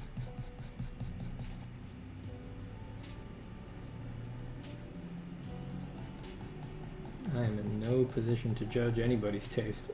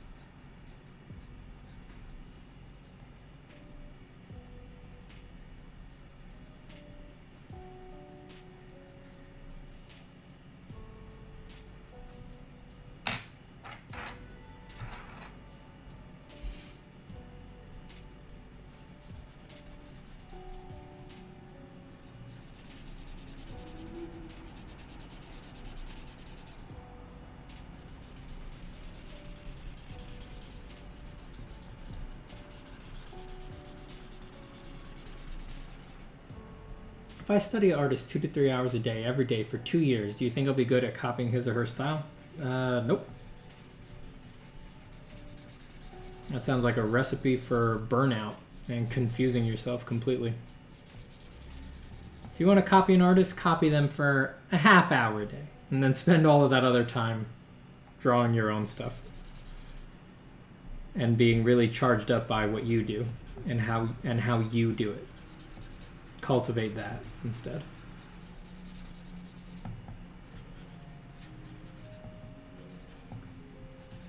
No amount of copying another artist's pictures will sort of like make you draw or paint like them, because the artist that you're looking at is probably mature. That's why you like their art a lot and you're really into it.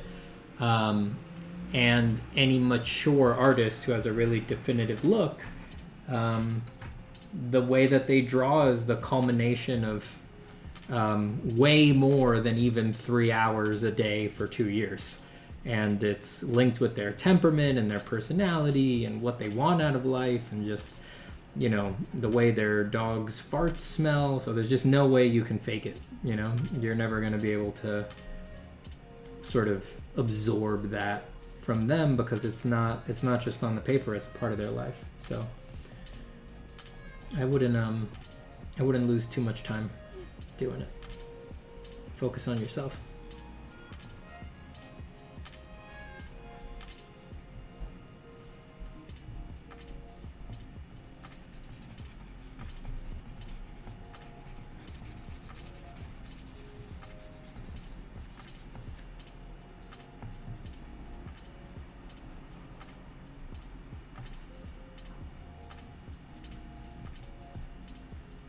I do not drink yerba mate. I only drink influencer juice, Herbalife tea.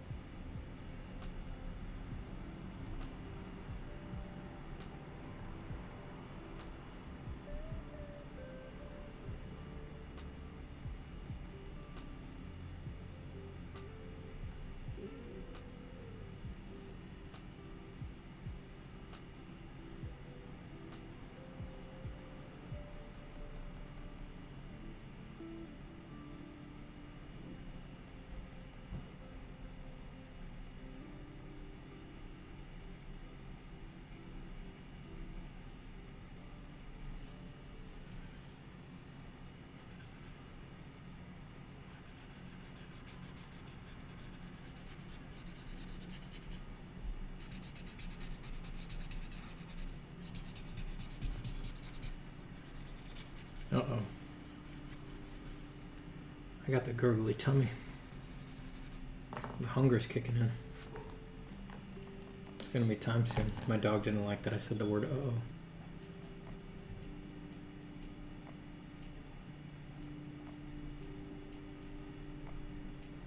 She thinks whenever I say that someone's coming into the apartment.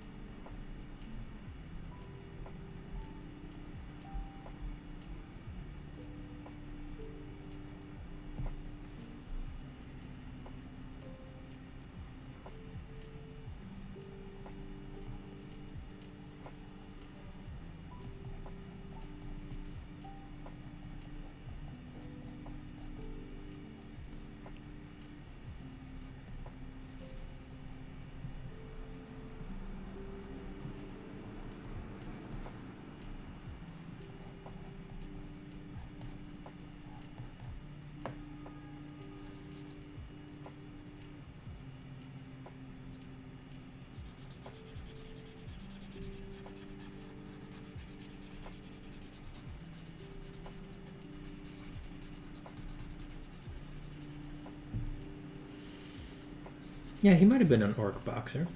It's possible. Why not?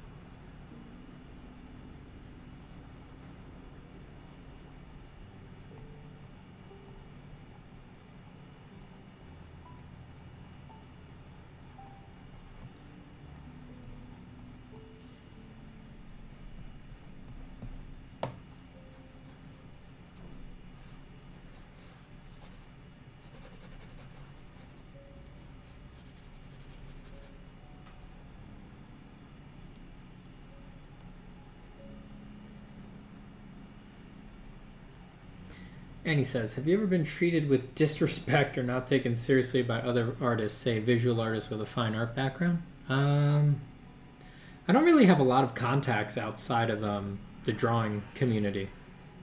So no, that hasn't happened to me. I don't really have any contacts or like peers who are like fine, just straight up fine artists and nothing else. I don't really have that.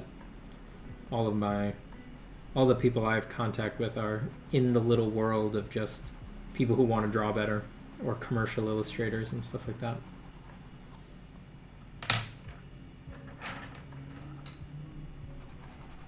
And I just really can't imagine like who would want to disrespect me, you know? Like what a terrible choice. Like, what are you, high? You want to go toe-to-toe with me? That's a fool's errand, you know?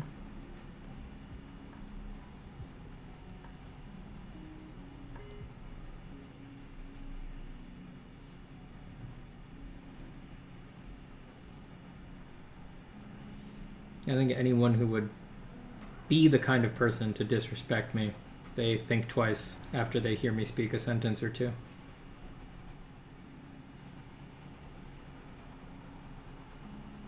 I'm not to be messed with.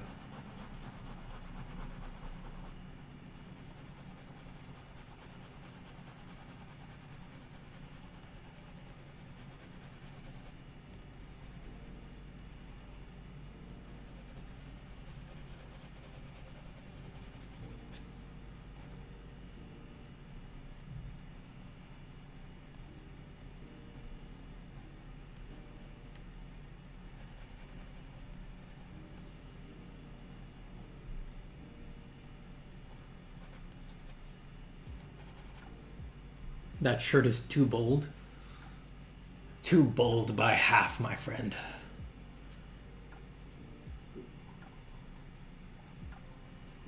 What about Bizarro, Steven? Could he do it? Nah, no, there's a worthy foe.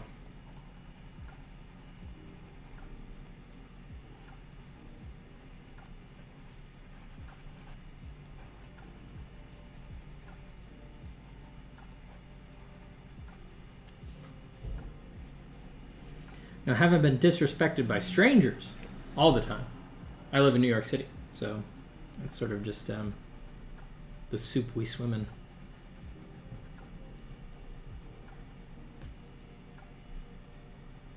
And it's often so casual and drive-by that you can't fight back. You just kind of have to sit there and go, wow, that was really mean.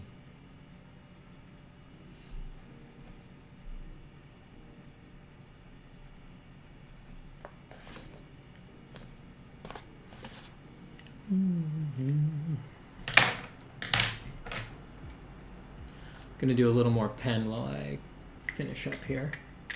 It's 7 p.m. here. It's definitely dinner time, especially considering I gotta cook it first, so I want to go eat. I'm getting hungry. So I'm gonna draw for a little bit more, and if anyone has any last questions or anything like that, hit me up.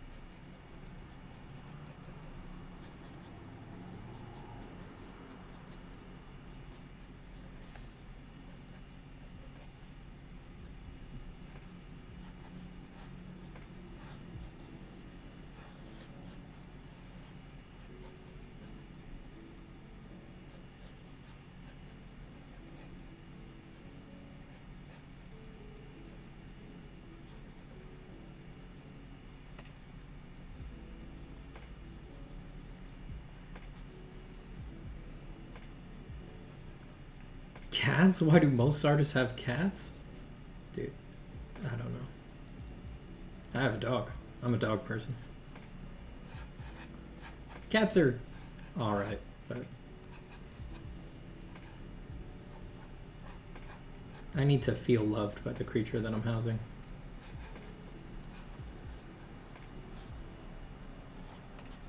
I just require a certain amount of affection from my pets.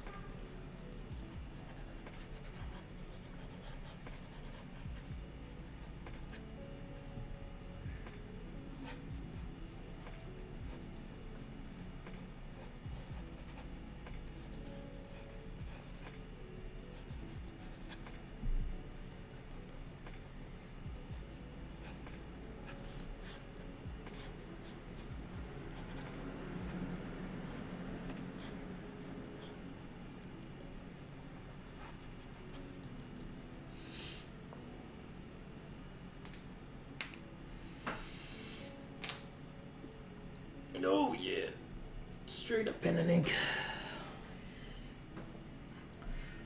Oh, Cowie. Thank you for the kind words. Sorry that I'll be leaving in a minute here.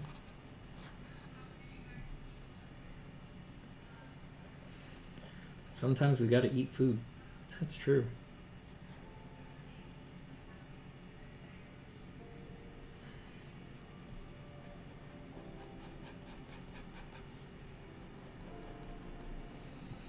What was the first piece you ever finished completely where you felt this is an actual piece of art? I don't know. I mean, I've felt that way since I was pretty young, you know? I mean, that doesn't mean they held up. That doesn't mean if I looked at them now, I'd be like, oh yeah, I feel the same way. But yeah, I think it's important to make attempts at stuff serious enough that you experience that feeling with quite a bit of regularity, I think.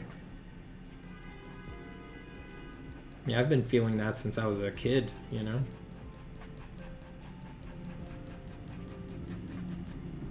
I've always had that natural impulse that sort of cycles and ebbs and flows of like, let's do our best job and like go for it as hard as we can.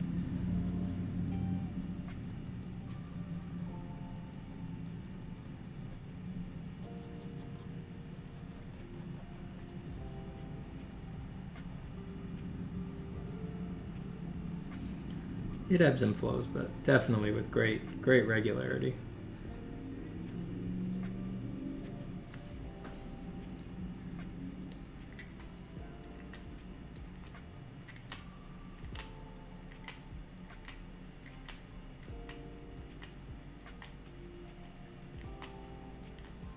Thank you, Annie. Thank you.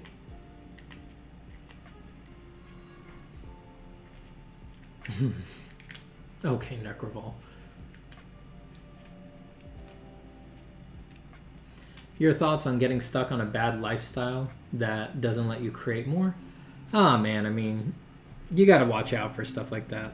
I mean, if you have long-term goals to draw for as long as you can, get as good as you can, like be an artist for, yeah, maybe your whole lifetime. I certainly have goals for that.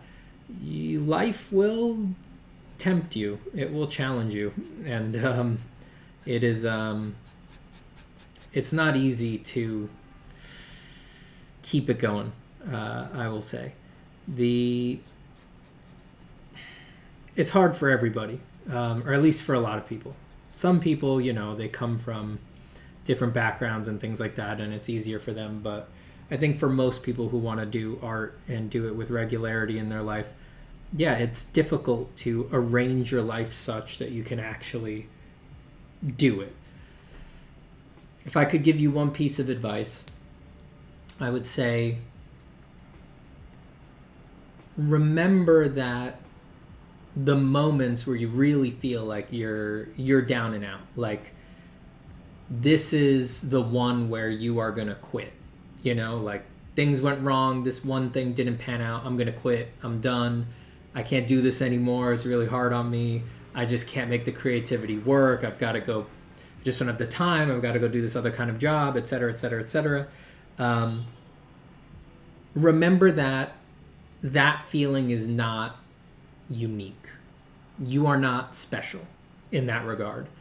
And everyone else who wants to be a creative person is experiencing the exact same thing. So what does that mean? If you push through, if you just don't listen to the rationale and you don't do the logical thing, the thing you need to do, and you instead double down and stick with it and say, oh well, I'm just going to draw anyway. I'm going to keep being creative. On the other side of that, again, insane decision, the herd of artists is cut by half. And you enter a more rarefied strata at that point. And then the next one gets cut in half again. Cut in half again. Cut in half again. Remember, you're not special when those problems come up. And if you feel an unbelievable gravity to quit or, you know, not be an artist anymore, not be creative at that juncture, so does everybody else. So I get it if you quit. But if you don't quit, the rewards on the other side are great. Are great.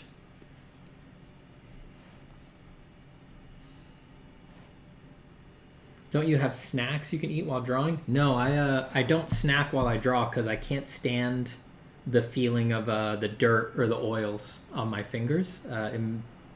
It's just like a neuroses I've had since I was a kid. I don't like feeling like my grip on my pencil is slippery or something like that. So I just never built the habit. I don't eat while I draw. If I eat, I have to stop drawing. I go eat, wash my hands thoroughly, go back to drawing.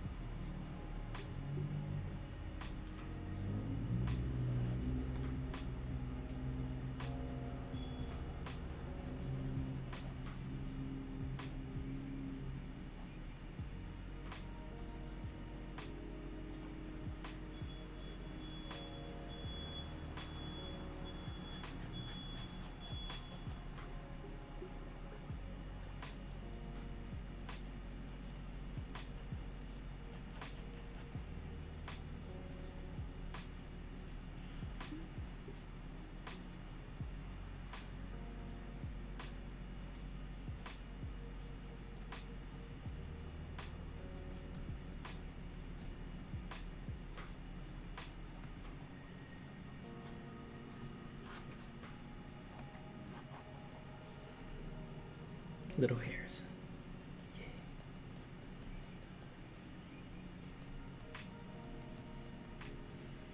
Yay. Ooh, I'm getting so hungry. All right, I'm just going to go talking mode for a bit while we say goodbye. Have a great night, Simon.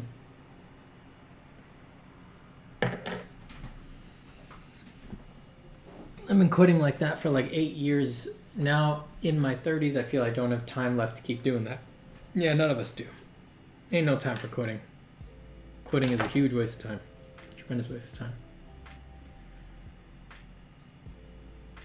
If you love drawing, if you love art, it's clear that quitting is a huge waste of time. It's not like you're quitting being a day trader. Like, who cares, right? Like, go ahead and quit being a day trader. There's nothing there. That's just like some lark, some freaking thing to do. But art doesn't sit in people's hearts the way day trading does. It's like tied up with their personality and their whole being and their self-esteem. And if you don't do it, you feel like you're going to die, and it causes existential pain. It's different. So no time to quit when it comes to art. Hi, Steven. Glad I can see another stream. I want to ask when you feel you need reference. When do I know when I need reference? Well, I think that's almost the wrong way to look at it. Like, instead, I always know if I had reference, the drawing would be better, right? Like, that's always clear to me. It's more just how long am I willing to tolerate the intense mental acrobatics of conjuring this thing whole cloth for the sake of the verve and the spirit of it, before it's just easier for me to put in the work to find some sort of tangential reference or something like that. Need is the wrong way to look at it. I always know if I had just found a reference for a thing or something like that, the drawing would be better. It's just, it slows me down. It keeps me from just shooting and drawing, and I don't want to give that up. Yeah. Do you watch YouTube ever, Steven? Oh yeah, of course.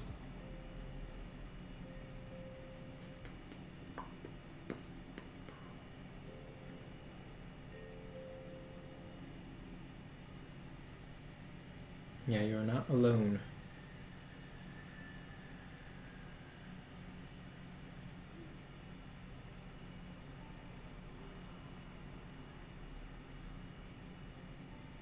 Hi, Steven, are you using reference right now? No. None of the stuff on this stream has been referenced.